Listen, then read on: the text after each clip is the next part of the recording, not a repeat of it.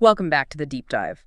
So we've looked through the materials you sent about dealing with debt collectors, and there's one tool we really wanted to pull out and focus on today. Yeah, absolutely. We're going to dive into something called a debt validation letter.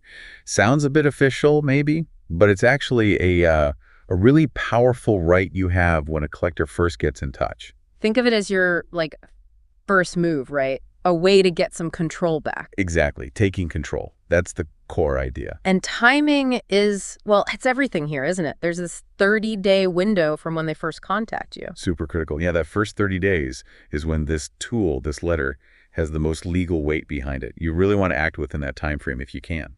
Okay, so where does this right come from? Is it just good practice? No, it's actually law. Yeah. It comes from the Fair Debt Collection Practices Act, the FDCPA.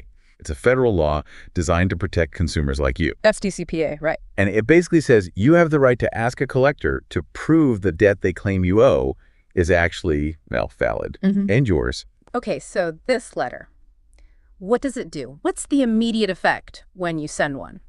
The bottom line is this. Once they receive it, the collection agency legally has to stop trying to collect from you. Stop completely. Yeah, stop all collection efforts, calls, letters, everything, until they send you verification of the debt. It basically puts the brakes on things. That sounds incredibly useful. Gives you some breathing room. Exactly. Breathing room, time to think, time to see the proof if they have it. It prevents you from getting pressured into paying something that might not even be correct. Okay, let's get practical then. What actually needs to go in this letter? Does it need fancy legal words? Not at all, actually. Keep it simple.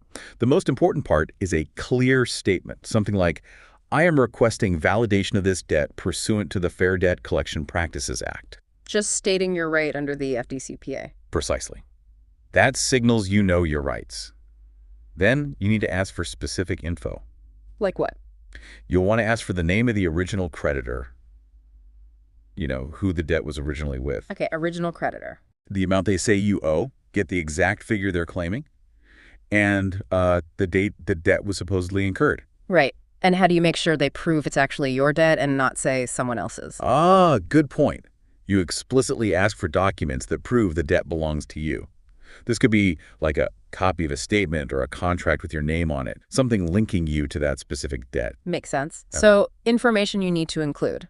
Your name and address, obviously. Yes, definitely include your full name and current mailing address so they know who's asking and where to send the validation. But what should you absolutely not do in the letter? This is crucial. Do not admit the debt is yours. Don't say anything like, I know I owe this or I can't pay this debt right now. Why not? Because the whole point is verification. You're not confirming anything yet. Yeah. You're asking them to prove it. Admitting it could potentially reset the clock on how long they have to collect or just weaken your position. Okay, so just request proof, don't admit anything. Got it. How do you send it? Just pop it in the mail. Definitely not standard mail. You absolutely need to send it via certified mail with a return receipt requested. Certified mail, return receipt. Why is that so important? It's your proof. The return receipt is signed by them when they get it. That's your concrete evidence showing they received your validation request on a specific date. You need that paper trail. Right. Documentation. Okay, so the agency gets this certified letter. What happens next on their end? What are they legally required to do? Well, like we said, their legal obligation is to immediately stop all collection activities directed at you, period. No more calls, no more letters demanding payment until they provide that validation documentation you asked for. If they can't or don't provide it, they generally can't resume collection. So what's the best possible outcome here? If you send the letter, what's the ideal scenario? Best case, they can't find sufficient proof. Maybe the records are lost. Maybe they bought the debt portfolio without proper documentation, which happens. If they can't validate it according to the law, they may have to stop collection efforts permanently. And sometimes they might even have to request that the debt be removed from your credit report. Wow. Okay, so it could actually just go away.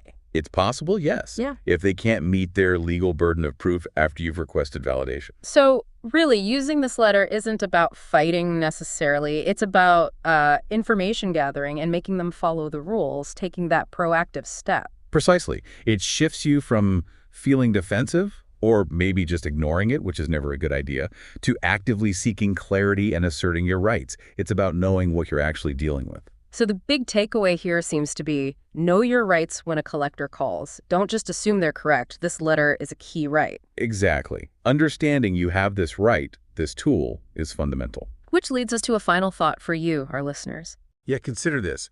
Now that you know about the debt validation letter and that 30-day window, how might that change the way you react, or rather, act, if you get a call or a letter from a collection agency in the future? Think about how demanding proof first could impact the whole situation and, your own peace of mind. If this podcast helped you, don't forget to like, comment, and subscribe. Your support helps us keep making these videos. Thanks for watching.